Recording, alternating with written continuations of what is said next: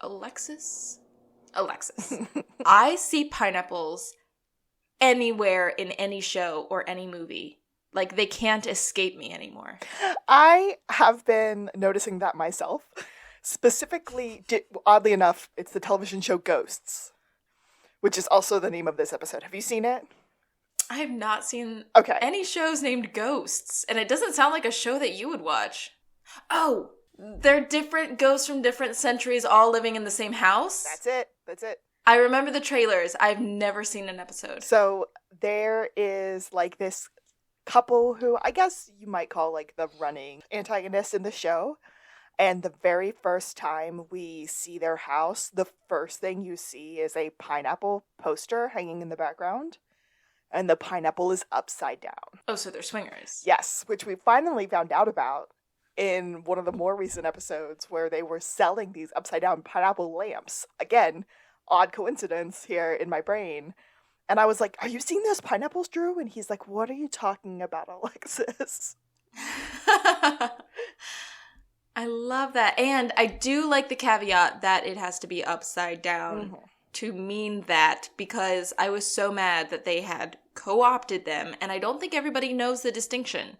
So pineapples are a symbol for welcome. Yes.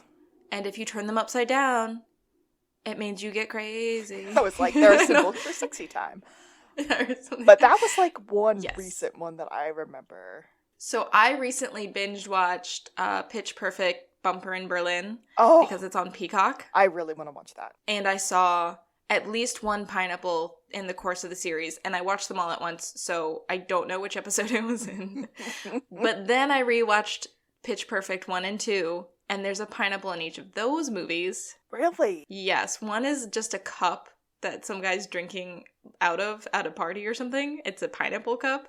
It's like a tiki party. And then I don't remember the other one, but I kept seeing them and I was like, is there a connection? What is, and I didn't have time to Google because I'm doing research for this actual episode. I think pineapples are just awesome. And so they end up in people's television shows or movies because why not? Yeah.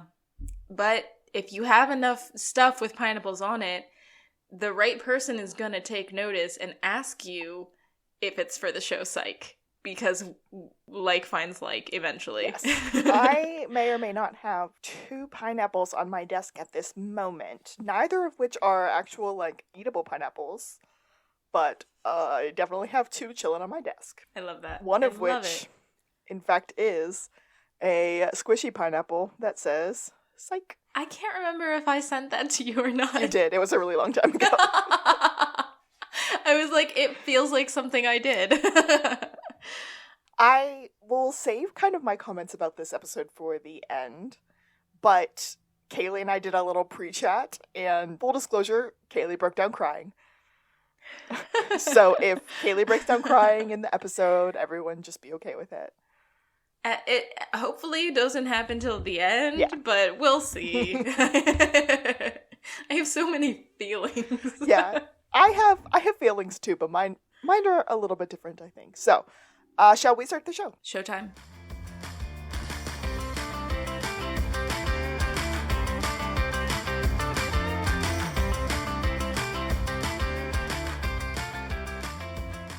This is To the Blueberry! I am Alexis, and I am a real-life Gus. I'm Kaylee, and I'm a real-life Sean. And we are a real-life best friend duo who decided to put together a podcast so that we could rewatch our favorite show, Psych. Today we are rewatching Season 3, Episode 1, and as I alluded to earlier, it's called Ghosts. That's a really short title for this show. Mm-hmm. I don't remember the last time we had such a short title. I was expecting like an I Ain't Afraid of No Ghosts sort of title. Like something more pop culture-y, but... I mean, ghost singular is a pop culture reference. True that, boo. But nothing about this haunting gets sexy. No. There's no Unchained melody to be heard. Oh, such a good song. The flashback for this episode is different than we have seen in the past. Because instead of... Oh, go ahead. Sorry. I was going to ask you, you watch on Amazon Prime. Mm-hmm. Did it give you a season 2 like recap, like previously on Psych. It did, yeah. So yeah, the very start of this episode for me was the recap, and it was all about the emotional turmoil between Henry and Sean and his dating, and then ended with the mom. Oh, I guess in case you are listening to our podcast, I am now realizing that it's been a couple weeks since we talked about that. The last episode of season 2 ended with Sean opening the door and just saying, Mom, because their mom was at the door. Yeah, and we didn't get to see her, meet her, or anything until this episode. But you're 100% right. It's a very different flashback at the proper start of this episode. It is 1995. There is a not-so-young Henry pulling up to a stolen car with his partner, Ray. I just wrote because he's in a suit. He's clearly a detective. He's not wearing his blues anymore. They're driving into the woods, and I just wrote, Little Red Stolen Vehicle? Yes. Because I was like, is that a Corvette? No, it looks like a Mustang to me. But I don't know. I do want to us to remember, Kaylee, you and I, to remember that his partner in this episode is Ray. I put a pin in that too. Put that in my brain. Okay, so Henry was just like, this needs to end tonight. And Henry had a little bit less hair than he does in most of the flashbacks. Okay, I've got to say, his wig is getting so much better. And it's not as bad as Sean's wig in this episode. Or in this I flashback. wrote that too. I wrote horrible. Oh. His hair is horrible. Okay, but it's so Judd Nelson in Breakfast Club. Yeah. And so, oh my god. It's 1995, Sean. It's 95. Sean is in this car with some lady. They stole it. It's her neighbor's car on a dare. And they were going to put it back. Yeah, she's a goth girl, by the way. She's like super kind of goth punky. And he's just kind of dressed like a slacker. Yeah. He's a little grungy, but not quite enough. I don't know. Yeah, I don't know. It's Judd Nelson from the Breakfast Club, minus the trench. Like, oh, I got the hair. I never really thought about the rest of his clothes. Yeah, it's not far off. Yeah. From what I remember. Ray says, I wrote, Henry, no. And Henry's like, we're way past consequences. This ends tonight. When Henry realizes, well, I think he knew that it was Sean in the car, but he walked up and said, you wanted my attention, Sean? You got it, buddy. And the little girl's like, who is this? She's like, do you know each other? He's sort of my dad. His attitude is just so punchable in this scene. And then we end up at SBPD, and Henry's like, what am I gonna tell your mother? And Sean says, oh, you think you can get her new number? Oh my gosh, Sean, that's a low blow. Oof. And Henry's like, this effectively ends your chances of ever becoming a cop. I gave up wanting to be like you a long time ago, Pops. Henry yells, will someone please just book him? He's like, you, beanpole. And it's Lassiter with like black shoe polish in his hair and a mustache. Freaking mustache. Oh. And he's like, who, me? I don't know. And then he's like, you know what, rookie, I'll just do it myself. Lassie's finally gotten his handcuffs out. Isn't Sean already handcuffed? I think so. Everything about that's super weird. So that's the end of that. Like, Henry walks him off to get printed. Yeah. And then we cut to present day. Sean is calling Gus on Gus's office phone, and we get kind of a back and forth conversation from them. But Sean is upset because his mom is back. And it's not that she's back, and he's also in his childhood bedroom, like, like hiding. And Gus. So we're cutting back and forth. Like, Gus is at work, and Sean is in his bedroom.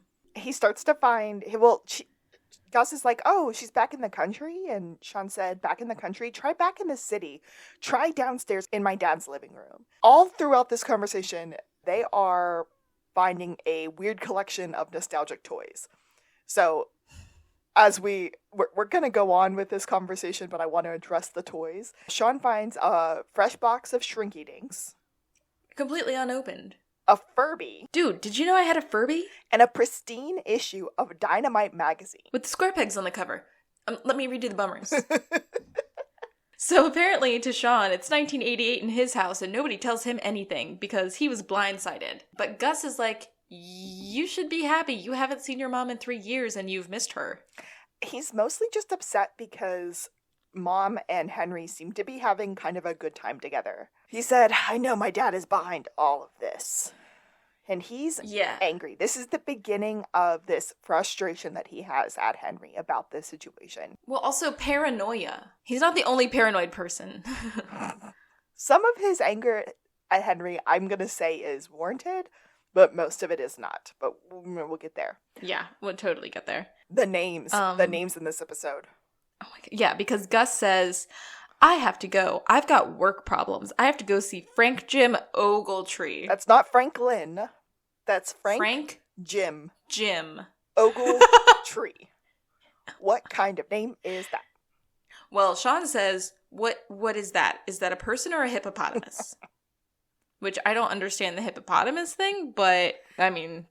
Frank Jim Ogletree is not a nice person, and everybody in the office calls him Pinochet. Little Pinochet. The little Pinochet. Who is the former dictator of Chile. Oh, thank you. I knew you would look that up, and so I didn't. Sean is like, that's a terrible name. Why don't they just call him Jerk Pants or Suck McJones? He says that's way too abstract. But he's Gus's direct report, he's the regional direct supervisor, regional sales manager, and Gus tells Sean to go face your parents. You missed your mom. Tell her I said hi, and I'll be over later for Jell-O cake. I love Jell-O cake. I don't know what that means, but he sounds excited. Yes. Essentially, Gus hangs up on Sean, and we cut to the basement, where Henry is opening a nice bottle of wine. Are we in the basement? In the downstairs area. We're in the kitchen where we see... a pineapple. Right there on the counter next to Henry opening his bottle of wine, there is this beautiful uncut pineapple waiting for us to view. And I just wrote, his parents are not flirting? Well, like, they're being very nice to each other. They're coexisting very well. I feel like Henry's doing a little, like, aren't I cute? But she's not really giving it in. She's just like, would you look at you? Like, how nice. I got like a friend vibe, but like a friend that you once had sex with, which, I mean, obviously they did. They were married and had children, but it was just like Henry's opening the bottle and she's looking for a cheese knife and Henry just lets it slip and he was like, oh, do you want me to give you a hand, hun? Did you just call me honey? While she's holding the knife? No, I was going to say hunchback. It kind of feels like if you grew up with someone and then you were thrown into the kitchen with them on Thanksgiving, having been separated from them for years, but you have a rhythm and you're comfortable around them, like it just, like so much history and like it is easy to be around them. Because again, they didn't have a big cataclysm of a breakup. Right. I mean, spoiler alert, it wasn't that for everyone involved. When Sean comes down, Mom, well, I guess we should address Mom. Mom, who I just call Mom for the rest of this episode. I call her M because she's Madeline. Right. But she's also Mom. So I just wrote M a lot. And she is freaking Sybil Shepherd. Sybil Shepherd. Here's my fun fact, which I think you already know, but I'm going to tell it to you anyway. Sybil Shepherd played a character in the movie Moonlighting. Yes. Where she was, in fact, working for a PI office, and her name was Madeline. No! Yes. Kaylee's face, me shaking my head with a big old smile. It's a very nice, like, callback to that situation. Okay, I need to rewatch, because is she the same character? No. My mind just blew there for a second. No, she was, I don't know if she was a PI or if she was working for a PI, but she definitely wasn't a psychologist, which is what she is now in this episode. And we find that out because she is in town to do psych evals for a couple of police precincts around the area, including the SBPD. Now, she was invited to do this, but it took her quite a while to make the decision, and it was kind of like at the last minute, she had to give a yes or no, and she went with yes. So she's going to do it for the SBPD, San Diego, a few in the Bay Area, and then she turns to Henry and goes, Henry, what time are our dinner reservations? And then everything kind of is weird because she's like, oh, Sean, you're coming with us. And Sean said, oh, no, I have to, yeah, of course I'm coming. I have to cancel a date, but I'll be there. You made other plans? Well, apparently, he didn't know that Mom was coming into town. Henry, why didn't you tell Sean I was coming? And then Sean just kind of casually drops into the conversation that it's not a big deal. He broke his phone. I was, solving a murder, and it was on the front page of the newspaper yesterday. Like, he's definitely bragging on himself quite a bit to try to impress Mama.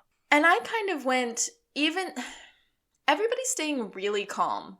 And I think even though she's pressing everybody for answers, she's doing it in a way that doesn't not make them calm, but, like, demands an answer. Mm-hmm. Like, she seems like a very even keel. Like, how our boys pop off? Mm-hmm. It feels like she doesn't do that. No, she's and, just... she, brings everyone down to level. Sean has a little aside with Henry. Sean is making fun of the fact that Henry says he tried to tell Sean. Allow me to demonstrate trying. Sean, guess who's coming back in the country on Friday? Your mother. That's trying. But here's the thing, Alexis. In season 2, Henry couldn't get it out, and then he weirdly awkward whispered to Sean, do you have plans on Saturday? Saturday. What happened to Friday if Friday was always the dinner reservations? Was Henry never going to tell Sean about the dinner reservations on Friday? I have questions. Oh, or is it only Friday right now? Oh, I guess it would only be Friday because Gus is at work. And Sean just said, back in the country on Friday. Yeah. And she's here on Friday. So maybe it's just a continuity thing, but I was like, confusion. This episode has one big continuity error in it that bothers me to no end. It's the one you're thinking of, I'm certain, and it... yes. But... I agree with you. We seem to be missing it. Maybe Henry didn't want to, but I want to pin all of this and go back to that conversation that happened in the middle of episode 16, season 2, where Henry doesn't want to talk about it in front of Gus. And but the first thing Sean did was call Gus. Yes, I think there's a reason though, and I'm gonna deep dive later. But it all came clear to me. Okay, but it's okay. I can't wait because I do not know. Sean says, you think you can put aside 15 years of hard feelings with what? A Pinot? And Henry says it's a Bordeaux. And Sean says, I didn't know Walmart had a wine cellar. To which I say, I buy Walmart wine. It's like $3 and I'm not mad at it. So Sean being a snob all of a sudden because they went to one vineyard place, he can suck it. Sean feels like Henry is trying to sabotage his relationship with his mother, or his time with his mother, which, with your argument there, it sounds like maybe he was a little bit. I mean, I'm just confused about the timeline. I think it was a continuity error because they hadn't hired Sybil Shepherd and it's a brand new season. And I don't think Henry is trying to sabotage anything. If anything, he made a mistake. Yeah.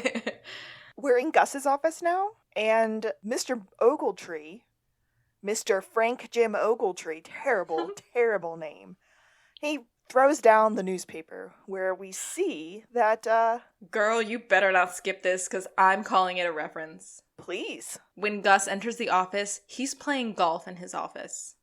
Pinning it for me. Okay. It'll come up later, but... I'm excited. He stops, and yes, go on, the paper. The boss was like, so I see that you, solve crimes. I was unaware that you had another job. Gus said, oh no, Psych is more of a hobby, like collecting thimbles or raising carrier pigeons. Oh, so you raise carrier pigeons? Oh, no, not at all. That would be totally lame. I raise carrier pigeons. Oh, awesome. I hear that. I just wanted to be cool. I didn't want... Ugh. Boss is kindly reminding him about the exclusivity clause in his contract, which says that he can only have one job while working for the pharmaceutical company as a pharmaceutical... You calling this man kind is all kinds of lying liarness. No, he is kind of a butthead. He's, in the same note, I call him both a dick and an arsehole because he's he's so extra. He's like questioning Gus's commitment to working there, and he's telling him all the appointments he missed and all the times he left early and blah, blah, blah. And then, this is something I took note of. He says, and then you came in and did all of your work in one afternoon. And I'm like, so his work gets done. So what's the actual problem? Not only does his work get done, but it gets done apparently really well. If he can do all of his work in one afternoon, like that's pretty amazing. He's always repping. We saw his sales reptitude just last season in episode 14. Yes. Like, he's always, like, pushing product, schmoozing, networking. He gets it done, and this guy is a little bitch, okay? I hate Ogletree, and I think we're supposed to. Yeah, because the next thing that happens is he hands Gus his termination letter and said, I drafted this up for you. You can either be done, or you can quit your other job. And Gus hands him back the term letter, and Ogletree said, good choice. Ugh, this man has such a punchable face. Yeah, he's so pompous about everything. And he's a really good character actor. Yeah. You've seen him in other things. I've seen him in other things. I'm pretty sure he's been in Supernatural. Oh. Yeah. It's the never-ending Supernatural connection. It really is. After the opening credits, we are back at the SVPD, and Sean is walking Mom throughout the police station, and she was like, you don't have to walk me through here. You know this is where I met your father. Yes. He told me the whole story about how you had to see him after he shot a drug dealer. Wait. No. Is that what he told you? He twisted his ankle doing security for the Cinnamon Festival. Cinnamon Festival reference number 2. I did not realize that the Cinnamon Festival had such a big deal in this show, and yet this is the second. It's just time. peppered in. It's just peppered in. It's not. This isn't the end. I know it's not. Okay. She says, she calls him Goose. Yeah. And she's asking him what happened. And this is the thing that she does. It's very vague and very open-ended. She both wants to know what happened between him and Henry, and then she's like, and that date you canceled the other night? Like, what's going on with that? And Sean admits that, like, it probably wouldn't have worked out, but it never really got started in the first place. Like, they hadn't been on any dates yet. And she says that every time she does talk to him, he's always about to not go on a second date with somebody. Which I can relate to. Like, I happen to be excellent at first dates. Same. And I also get most of the information I know from that first date, which is there's only been one person I've had more than a first date with. And I married him. So Sean, I guess, is trying to deflect, and so he's like, well, you know who is dating? Henry. He's about to go on his, 8th date with his crazy Jekyll and Hyde girlfriend. And who's Susan, the British lady. Right. But Mom knows that Henry and Susan actually broke up a couple of weeks ago. And he doesn't feel like Sean and Henry are talking enough, and she's very worried. And then they're like, wait, we need to stop talking about Henry. Who are you doing psyche vows for? She says 3 unis and 1 detective. And who would that detective be? Cut to Chief's office. She wants to chat with Lassiter. Lassiter has discharged his weapon in the last 4 cases that he worked, which he... Thank you, Chief. The last one was at a cat show. I just want to say, for the record, I would never shoot a cat. Unless it was approaching in a threatening manner or refusing to stop on my command. Yeah, and she's like, right. So you're going to have a couple of sessions with the psychologist that we're bringing in. I'm just gonna have to say no. It wasn't a request. Could you frame it in the form of a question? It's a very hard no coming from Chief's face towards Lassiter. I know that scene is very short, but I guess everything we get with Lassiter this episode is very short, but that scene was so funny to me. Like, I was just roaring laughing watching it. I love the whole cat thing. I love I'm gonna have to say no. Would you phrase it in the form of a question? That might be my favorite scene of the entire episode. Yeah, it's definitely Lassiter getting to do some comedy work. It doesn't stop here, you know. He gets a little bit more footing there. Then we go back to Gus walking down a hallway, passing some people near a water cooler, and he says, "Katie, Kathy, Sean." Sean is very upset that Gus did not return his phone calls all weekend. And he quit via a text. Sean said, "Don't worry, I've already worked out a great plan. You quit this job you quit. And we take on extra cases to make up the difference in salary." So, two things happened there. Two very separate things, as we'll come to find out. Sean does indeed have a plan, and Gus having to quit is not one of them. Yes. Bum, bum, bum. They can't make up Gus's salary taking on more cases at Psych because Gus makes $48,000 in 2007? In California. Sean said, "Who needs that much money to live?" Gus says, "I only need $32,000. The other $16,000 usually goes to you." "I claimed you on my taxes, Sean." So Gus kind of clocks that Sean is holding a bowl of pasta, and Sean may or may not call the pasta delicious. Yeah. But he found it in the break room or the kitchen, and he thought it was for everyone. And it's a very pretty bowl, white with like a weird little bit of a pattern. Which Gus then hides in the printer because we find out it's Bianca's Pappardelle, which she hand rolls and grinds her own spices every weekend to make. Woo! So then Bianca walks up to them and says, "Gus, Paul would like to see you in his office." "Mr. Haversham? Lovely. I'll be right there." Sean's like, "Is that the guy who tried to fire you?" "No, that's Ogletree. This is Ogletree's boss. He's everybody's boss." Sean's like, "Oh, good. He's the one we have to convince to let you keep doing both jobs. I'll come with you. I'm going to clean my teeth before we go in." Also, Bianca, we find out, is Haversham's secretary. Yes. And this is when we get an altercation because Gus is trying to throw Sean out. And all right. We get a recurring bit.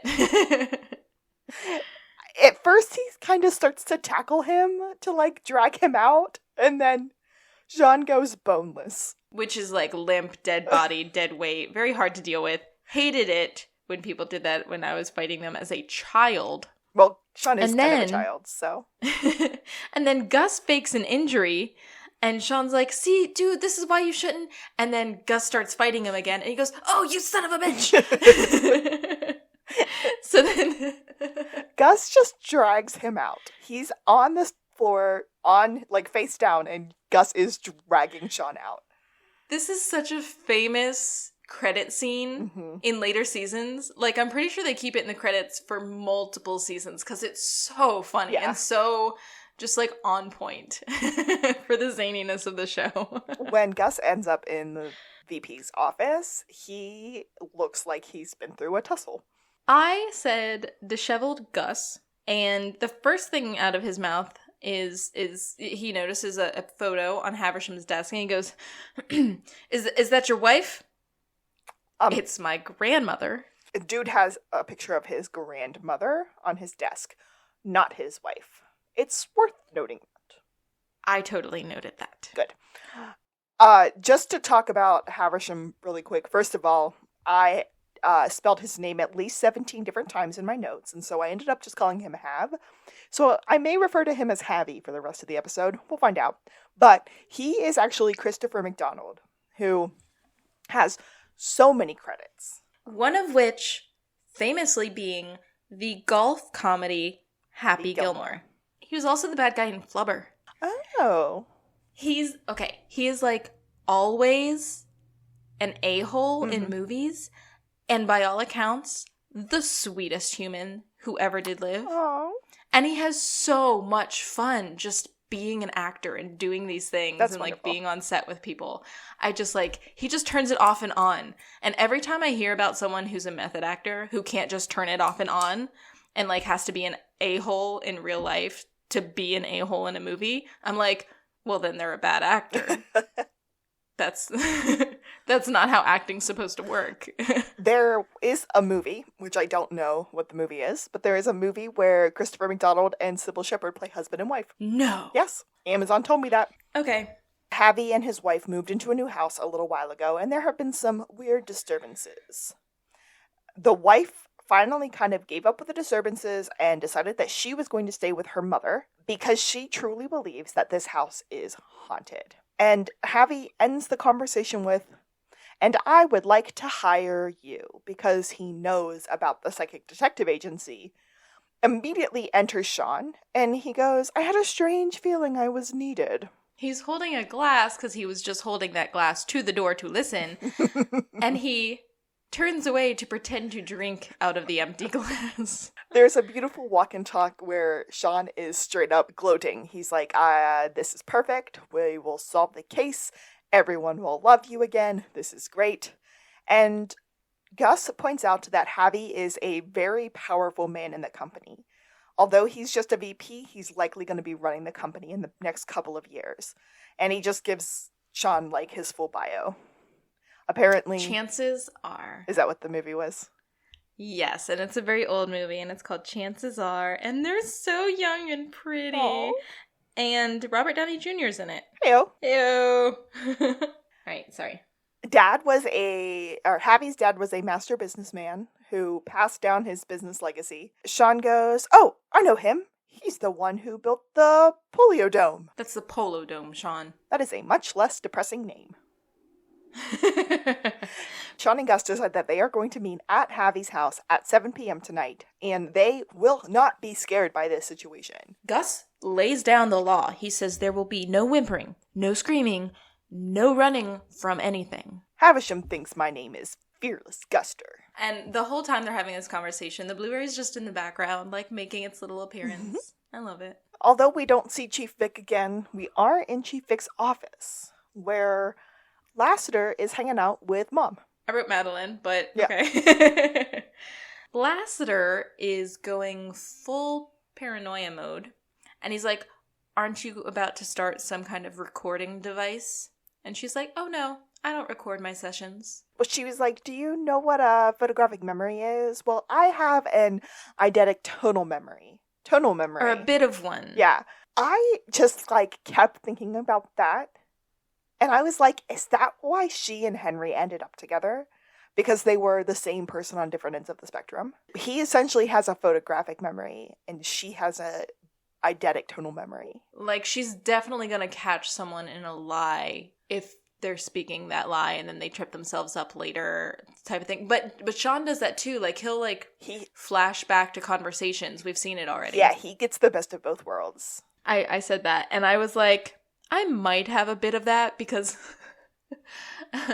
maybe it's just some people remember more things than other people, but my reading comprehension is crazy, and I can quote you things from movies I haven't seen in years verbatim. I don't try. I don't think I have any of those things, but I take a lot of notes.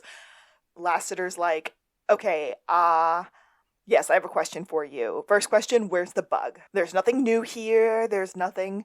So it must be on your person. Are you opposed to me patting you down?" First she says, "I don't have anything on me." And I'm very opposed to that. "Would you be willing to submit to a polygraph?" And that's the end of that scene. To which we go to Javi's house, and it is just genuinely creepy nighttime. Gus pulls up and calls Sean because he is officially late. Yeah, the house is creepy, the weather's misty, Gus is alone in the blueberry, and he's steeling himself to go in. He even sees a creepy shadow up in one of the windows, and it doesn't stop him from going up to the creepy ass door. It's just creepy music, the door opens on its own. Fearless Gus kind of creeps through the entire house. There's a creepy person walking across the hallway behind Gus at one point. Yes. And the music goes into this, like, big, like, crescendo climax that ends with Gus being scared by Sean when he jumps out and says hi. And Sean is wearing a silk robe. Hadowich, the housekeeper, let him in. She's Dutch-Indonesian, and she made him a pannenkoek? It's like a pancake, but the size of a manhole. Sean's clothes are in the dryer because that sauna was a little hotter than I was expecting. Gus is trying to get him to get out of the robe, get changed, and then we hear Javi arrive downstairs. He kind of enters his own home and being all like, hello? And then when they walk into the kitchen, he's pouring himself some cocoa. They let him know that Hadowich let them in. We love her. We would like one of our own. And Javi goes, are you wearing an ascot? Sean is still wearing the robe under his clothes. And yes, it looks like an ascot. And Javi likes it. Sean and Gus are both huge fans of the classics. To be honest, I'm surprised Gus isn't wearing his spats this evening. Javi thinks an ascot is a classic accoutrement. Sean said, can we see the epicenter of ghoulish activity?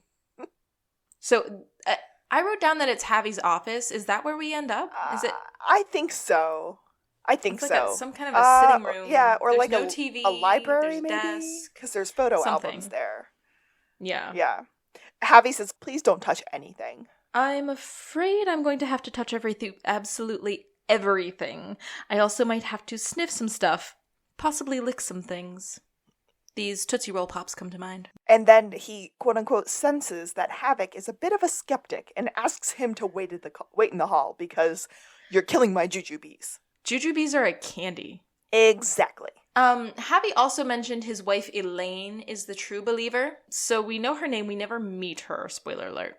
Javi leaves, and Sean starts flipping through a photo album in true Snoopy-Dee Snoop fashion. Gus says, I know what you're trying to do, Sean. So Gus thinks that Sean is sabotaging him. Sean thinks that Henry is sabotaging him. Lassiter thinks that Sybil is, or that Mom is sabotaging him. It's a whole lot of sabotage. But Gus says, you're trying to get me fired and throw this case so that I'll have to keep working with Psych. That's a genius idea, but no, that's not what's going on. While Sean and Gus are talking, Sean does his little psychic thing and realizes and clocks Grandma in their wedding picture. In like every wedding picture. And Grandma had on a ring, but now wife wears that ring. Elaine wears that ring. Sean also asks Gus, does Haversham have any enemies? Gus says, corporate thinks he's magic. He completely revamped our entire inventory system. And Sean starts looking through the phone call history in this little sitting room. But, okay. So, Sean's mom calls him Goose repeatedly. Yep. Like, throughout this episode and every other episode she's in. That's a Top Gun reference, is it not? Yes. Okay. So then, when Sean says, completely revamped from A to Z, even M, wow, he sounds like a real maverick. That's like, I counted that as our second Top Gun reference of the episode. Downstairs, we're back in the kitchen, and, I wrote that we're in the kitchen, and then I was like, but Haversham was reading the paper down there, and I was like, I do everything in my kitchen, so whatever. I think they're in the kitchen too. Gus is trying to suck up to Haversham, and we meet his dog, whose name is Magnum, which I think is a great name for a dog, by the way. Especially a Belgian Malinois. Yeah. But the dog starts freaking out. Like, barking at nothing, barking at everything, and everyone's just sort of like, what the heck is going on? Javi says he never barks. And Gus just kind of stands his ground. Sean says, Fearless Guster's a bad A. He says, you were cool as a cucumber during that entire thing. Now, let's go this way. And Gus says, I can't. My feet won't move. So he's frozen in place. Sean wants to check out the basement. That's where they were going to go. But before we go to the basement, we check in with Lassiter and Madeline once again. I'm sorry, we check in with Lassiter once again, who looked at Juliet and said, I'm winning. Well, that's because Jules ran up to him as he exited and said, oh my gosh, so how's it going? I answered every question in character. As Tom Gunny Highway, which was clean Clint Eastwood's character in Heartbreak Ridge. Okay, pin in that forever, because this is the first, like, direct mention, I think the first direct mention of his intense adoration of Clint Eastwood movies, and it comes back. Juliet said, "You can't win a psych eval, Lassiter. It's not a contest. Don't kid yourself, O'Hara. You'll only come out losing." That is so unhealthy. Like, I was just like, he made so much progress in the past 2 seasons. What is he doing? And he will again. Sean and Gus are ready to go to the basement. Because that's where ghosts do their things. Haversham says you can't go in the basement. There's mold spores. Mm-hmm. You can get down to a certain point, and then the door is bolted. Like, you can't even access it. Hadowich is pouring himself some more hot chocolate and... Nope, not Hadowich. The lady... Javi. No, but Mrs. Lady makes Javi a pot of Dutch hot cocoa every night before she leaves. And Mrs. Lady doesn't do that. No, well, Mrs. Housekeeper Lady. Hadowich. Yeah. Hadowich me. Yeah, which is where I landed, and then I looped back, and now I'm broken. But it's okay. Sean smells it. And They're both standing at the precipice of the stairs to the basement, sniffing. He needs to connect by seeing what he sees, wearing what he wears, drinking what he drinks. And Gus is just mad. Well, Javi says, so you're telling me you want some cocoa? With marshmallows, please. As they're drinking their cocoa, Sean said, "It tastes like it was dipped right out of Willy Wonka's river." And Gus said, "What were you doing?" What? Sean says, he's really not a very good host. Like, I wouldn't have had to ask if he had just offered. And then Sean's face is very scared. He is still holding onto his cup, but he kind of drops it in a way that it spills, and Gus is like, "Dude, you're getting it all over the floor. What are you doing?" They look outside, we pan with them, and there is this white figure just kind of running through the woods. No, she's just like almost hobbling, and she's all veiled, and she's holding a lantern, Yes. and she's walking all through the mist and slow, and it's so creepy. It's so creepy. And then the dog comes back and freaks out once again. Well, Javi hears Gus drop his cup, and it shatters, and he runs up, and then he just looks out, and they all see what they're seeing, so there's witnesses, and then the dog, Sean calls the dog a real a-hole. It sees something. Yeah. Urine stains on my pants. Sean suggests hiding and then getting some Del Taco. Del Taco? Del Taco. Not Fearless Gus says no. Fearless Guster is like, okay, not surviving the horror movie. No. No, first of all, he's a black man. And second of all, he's going after the ghost, which is what he decides to do. He is going to go outside and find it. Ugh. Sean says, fine. Do you happen to have any xenon high-efficiency flashlights? Sean and Gus are walking outside with these flashlights, and Sean said, "Fearless Guster sucks." And then Gus tells Sean to suck it up. And Sean says, "Suck what up?" And then we get so close, Alexis. So close. Oh, I'm going to say it's going to happen this season. I hope it's it going to does. happen this I season. really hope it does. They end up splitting up. Yeah, because Gus said she went this way, and then Sean runs in the opposite direction. You don't split up. You don't go out into the woods. Okay, they're gonna die. Javi comes out, and he's like, "Gus, I'm gonna be with you. I'm not letting you do this on your own." And then we just hear Sean scream, "I've got her!" And then they run up, and Gus goes, "What do you mean you've got her?" Sean is wrestling this white dress, but there's no one in it. Empty. And it's just, no one says it, but it's all very like, what? Check in with Lassiter. Madeline asks Lassie what kind of gun he carries. He says, "Oh, do you want to see it?"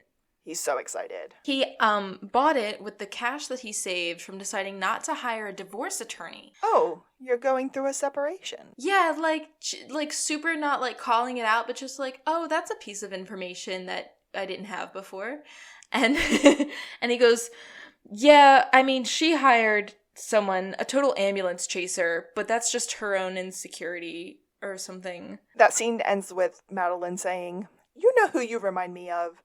Did you ever see that movie Heartbreak Ridge?" And, like, you can start to see his eyes soften. Like, you're a person I might open up to. Mm-hmm. I guess it's the next day now, and we see Sean kind of breaking into Javi's basement through a window. He's just like leaning into it. And I just wrote basement Snoop, and Gus said, "Mold spores, Sean." Good luck with your staphylococcal virus. Or, I don't know, it's a big mold word. That's not a virus, but okay. Stachybotrys virus? That's a virus, not a mold spore. I'm just saying. Sean wants to get this case wrapped up because he wants to go have dinner with his mom. No. What happens is Hadowich walks out the door, drops the trash that she's holding, and before they call attention to her, Gus is looking at Sean, and Sean has, like, intense, I'm in a freezer breath. Mm-hmm. And Sean said, no, Hattie, it's me, Sean Spencer, and this is my partner, Lemongrass Gugulab. I did not even write that down. I was like, what is that word? I don't know. Gugulab? I'm not pausing it again. I'm gonna call it Gugulab. And he asks her if she has noticed any strange things happening lately. Right now. They tell her about the ghost spotting that happened last night, and she said, well, on Saturday, the missus left. But on Sunday, when I came back, I heard the voice of a lady, and I don't know what's going on. There's something going on here. She said, too much strangeness. I just left. Gus thinks she's crazy. We cut to Sean and Gus in the living room, and Sean's like, well, nothing's happening. I have to go. I have stuff. I gotta go. My dad has been manipulating my mom's time all week. Gus says, no, Sean, we're staying, because not only are we gonna get Javi, I almost called him Hadowich. Not only are we gonna get Javi to let me keep moonlighting, he's gonna make me a partner, and we're gonna stay till the job is done. Here comes Javi, and Sean's like, oh, I think we've done all we can do for the night. And then the lights flicker. Tomorrow, we will check the history of the house and see if anything else is going on. More lights flicker. We have no leads up to this point, so I think we will just have to call it a night. Reconvene over a farmer's breakfast. We'll call it a job well done so far and reconvene tomorrow over a nice farmer's breakfast. So he's holding his motorcycle helmet, and the lights just keep flickering, and then they go black. Which is a perfect blackout for our next scene, which is at a lovely restaurant. Sean walks in, and he runs into his mom, and she's like, oh, you made it. He's like, yeah, you would not believe the day I just had. Oh, well, come sit with us. We're just right over there. We? Henry is with her. Mom was a little bit afraid that Sean was not going to show. Right, and she just invited him to tag along because Sean was so dang late. That's okay, right? She walks off, presumably to go to the bathroom or something, right? And he goes in, finds Henry. He said, what is all this? The aftershave, the pumice scalp, the suit. Which one of the three tenors did you get that from? Not the dead one, I hope. Ever since Mom got into town, you've been this pretend Henry. And he calls him a phony. You're acting like a phony, which I wrote down as a Catcher in the Rye reference because because the big thing is like calling everyone a phony. Just like back in our day, everyone was a poser. Yeah. Henry said, Sean, I ordered a braised quail salad and all of a sudden I'm putting on airs. The waiter walks up and says, who ordered the guinea hen crostone with liver pancetta? Sean's face is just... Henry says... Perfect. That's mine. Everybody's getting it. Yeah, everybody here's ordering it, Sean. Henry's like, listen, Sean, you have been a jerk all week. I am not going to apologize to you anymore about your mom not coming to town. I messed up, and I know you think I messed up your youth, and I know you think you messed up my life. And Sean is just like, I'm done. You had your chance. Now leave her alone. Like, all of these words are 5 times more hurtful, like, by the end of the episode. Yes. And it's pretty clear here that the words, you had your chance. Sean 100% believes that this breakup of his parents was Henry's doing. You had your chance, now leave her alone. And it's very clear that he thinks that, and Henry never even almost says anything to... What is the word I'm thinking of? Denies it? No, pretty much. Like, he never denies it. There's a word that I can't think of. I keep trying to say disregard, and that's not it at all. Does nothing to disabuse Sean of the notion. Mm-hmm. Like, that it's very clear what Sean thinks must have happened. Like, that Henry's not that dense. He's a freaking detective. He can read between the lines. Like, we get to Javi's house, and Gus is still there. Gus said, "Did you know Ogletree raises carrier pigeons?" And the phone rings. But there's no one on the line. And Gus says, "So who called?" Oh, well, that's what's funny. It was me. And before that gets explained, it rings again. And he goes, that number, that's this number. Fearless Gus, put it on speaker. It's just...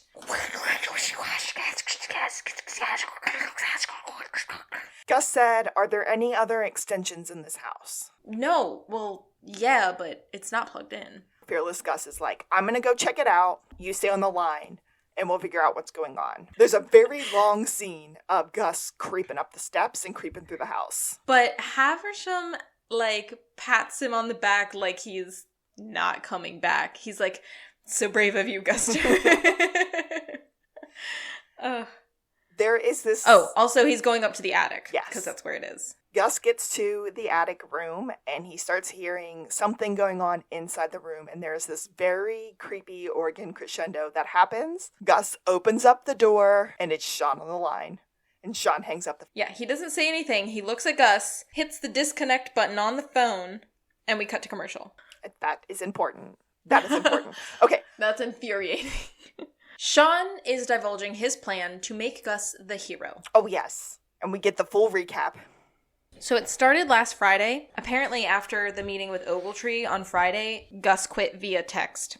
Sean went to the office on Friday because he wanted to figure out how to haunt Ogletree.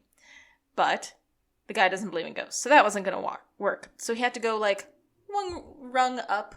So then he talked to Katie in accounts receivable, and she gave him the tip about Elaine, Haversham's wife, and he finally got to use his air conditioner furnace man disguise. Apparently he went to the Haversham house and tinkered? Yes. Okay. I think that's when the lights got set up. Gotcha.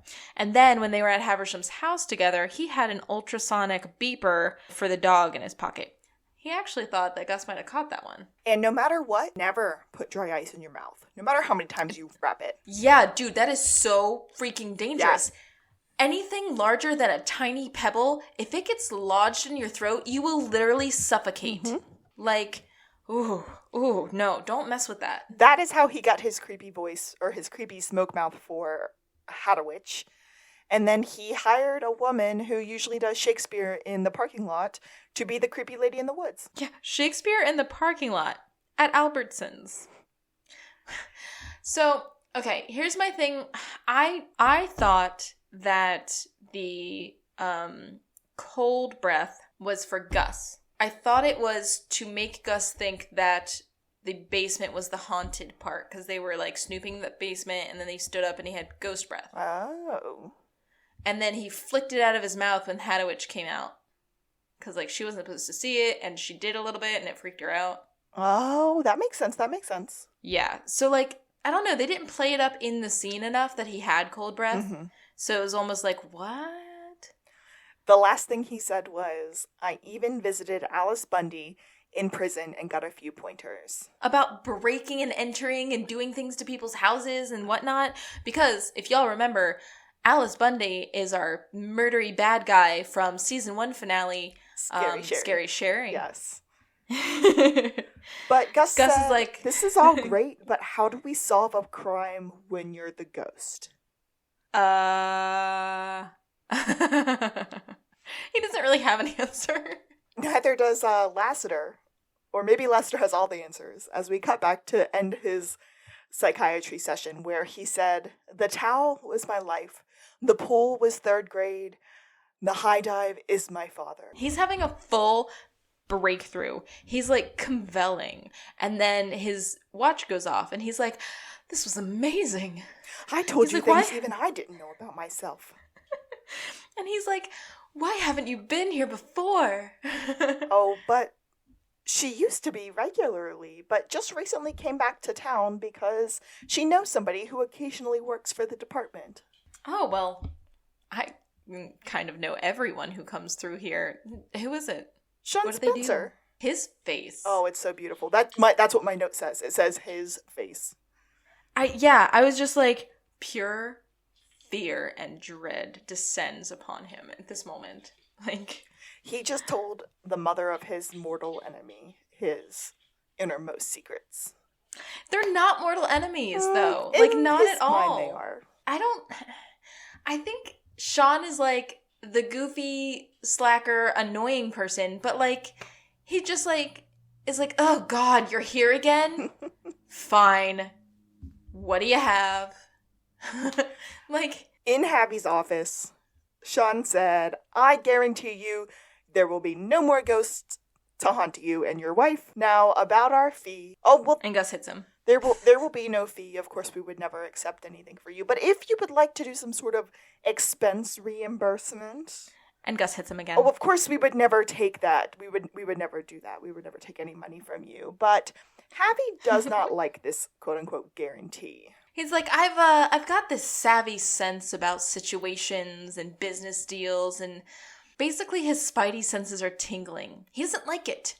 He doesn't get how there can be a guarantee. And then he heard something on the line that made him question what was actually going on. It said Gus. Gus? Yeah, just like that. Which never happened. Nope. In the scene that we saw. They are like, oh, well, we can explain that. And Javi said, nope, you guys need to leave. And Mr. Guster, we will be discussing your position at the company moving forward. Yeah, I'm going to ponder all of this and we'll discuss your future. He opens the door and Ogletree, Frank Jim. who doesn't really look like he was mid-stride, is pretending that he was mid-stride walking by the office because he was clearly listening. Mm-hmm. He just didn't have a glass like Sean did. Yeah. Sean shakes Javi's hand and then gets his, psychic moment and said, can I speak with you privately? I wrote Sean's parting shot, psych out. Oh, very nice. Haversham says, what's your game? I have 2 games, Red Rover and Lawn Darts. We need at least 4 for even the most rudimentary game of Rover, and they don't make Lawn Darts anymore. Too dangerous. Sean says, I sense that your grandmother raised you. And it was her ring that you gave to your wife. And he's like, yeah, so maybe my dad wasn't as present as I would have hoped, and my wife got my grandmother's ring. Marriage meant a lot to your grandma, didn't it? So? I bet she's very disappointed that you are having an affair with your secretary, no less. I wrote pasta secretary. Yes. So that's the flashback that we see, where he is noting that the pasta dish that we saw from Bianca at the very beginning of the episode is the same pattern as the cup that he was drinking the Dutch cocoa from. Yeah, so he's acting like he's getting tingles from his granny's spirit, and he's like, and she really doesn't want you to go to jail for doing illegal things. Nothing that you've accused me of is illegal. Yes, but repackaging and selling samples is. We get a flashback to the basement that Sean was creeping in, where we see all of these boxes marked NFR, which stands for not for resale. He has been repackaging samples and selling them to completely revamp the inventory. What is this? Some sort of shakedown? Yeah. Sean says, not at all. With great power comes great responsibility. Again with the Spider-Man reference. I share that power with Gus. Responsibility with Gus? I share that responsibility with Gus.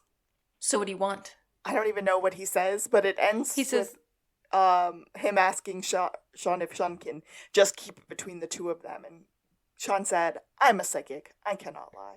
Sean said that all he was asking for was for him and Gus to have the opportunity to continue their work. That's it. The gentlemen they go back out walk the hallway. outside. Haversham graciously welcomes Gus back to work and reminds him about that raise that they spoke about. It'll be reflected in your next check. As Javi walks away, Sean looked at Frank Jim and said, I know about you too. And Ogletree looked very confused. It was like, what? And actually, before Javi walked away, he said, Frank Jim, maybe you should mind your own business. While Sean and Gus are walking away, Sean just looked at Gus and said, his hair is horrible. Which, Frank Jim's hair is kind of horrible. I love it.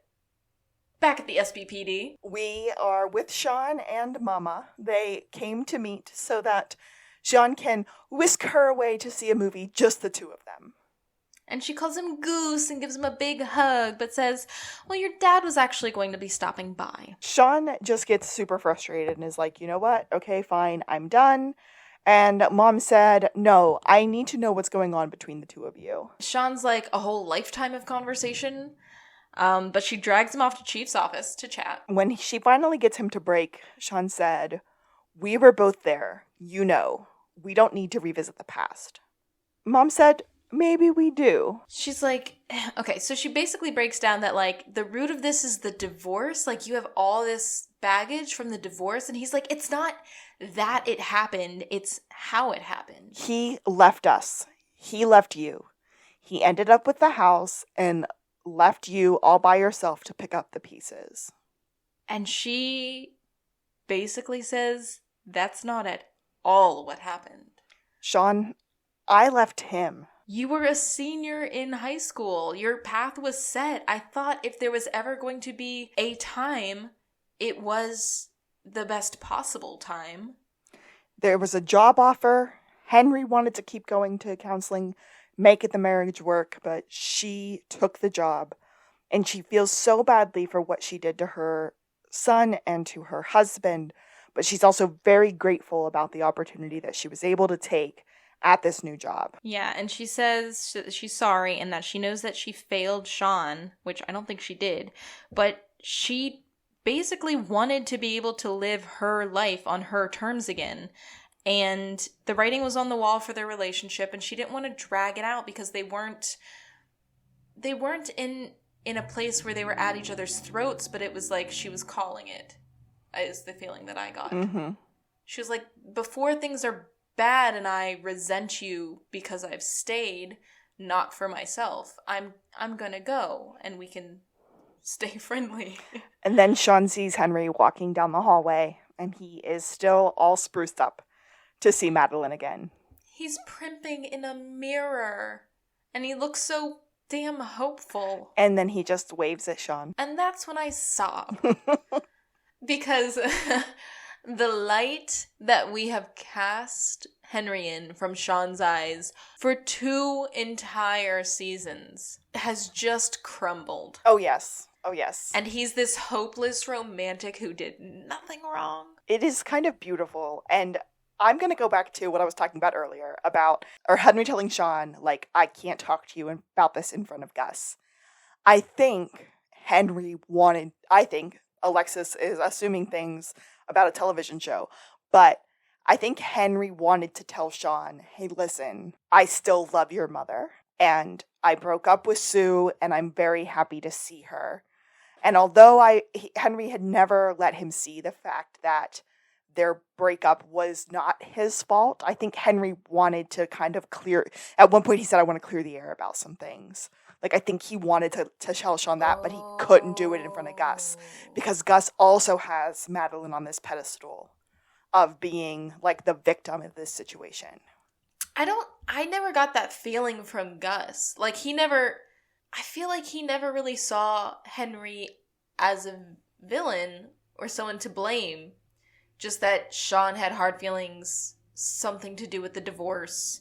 I mean, it's not that odd for, like, a son and a father to chafe at each other. Mm-hmm. But, damn. Yeah. That is a good point. Like, you know, it is a little bit more personal for Henry than to share with Gus, even though Sean's not going to be keeping stuff from Gus. Yeah. It's not just, hey, your mom's coming. It's, hey, I still love her. And I want to see what happens in this meeting, which you can so see. I mean, Henry so feels like he still has a chance with her. It's so beautiful. I feel like things even out for them. Mm-hmm. Like throughout the seasons, but like at this point, yes, he's very much still sort of hopeful that things can be rekindled, that she'll like be ready to be more settled. Because they keep talking about her being back in the country, and she kind of dances all over the place doing psychologist stuff. Right, yeah. But she's a whole different kind of psychologist. Oh my god. So Kaylee has very emotional feelings about this episode. If I'm being frank, I feel like this episode was just a letdown. After the end of season 2, where it was just like great episode after great episode and great finish after great finish and funny after funny. Although this had so many like good pop culture references, I just don't feel like it kept up with all the past few episodes that we've seen, like since the Christmas episode. Yeah, I'll say it didn't have a lot of the high energy fun bits. I felt like the tone of this one was a lot darker with like the maybe ghost of it all than our season finale for season 2. And what we'll see is like the season finales usually have the more creepifying tone. Yeah, especially moving forward, starting this season. Yes, I'm so excited. Yeah, I'm so excited. We have so much in store. I can't even get into naming things. Oof. Speaking of things we have in store, with a new season comes some more guest stars, not just for Psych, but also for To the Blueberry. Oh, absolutely. My brain stopped working for a whole second there. And I was like, what does she mean? You know what I mean. I'm Alexis. Why don't you have a phone? Are you having money problems? Henry, why don't you buy him a phone? And I'm Kaylee. But that's not how I play, Gus. I play fair, and I roll hard. And this has been To the Blueberry! Psych out.